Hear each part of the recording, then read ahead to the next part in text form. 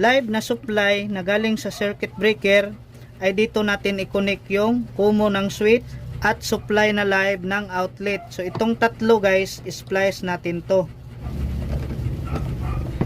Next ay ito namang return ng switch. Dito natin i-connect yung supply na live ng socket. So itong dalawa, splice natin.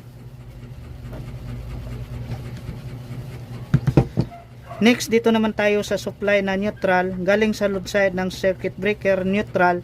Dito natin i-connect yung supply na neutral ng socket at supply na neutral ng outlet. Bali itong tatlo, splice natin.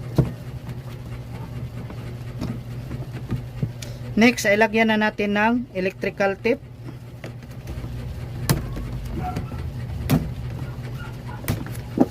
Fix na natin dito sa junction box. Lagyan na natin ng ilaw.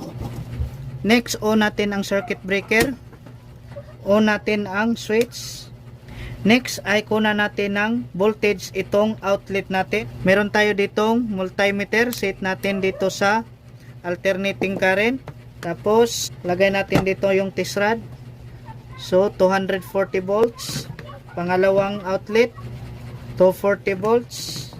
Next, 240 volts.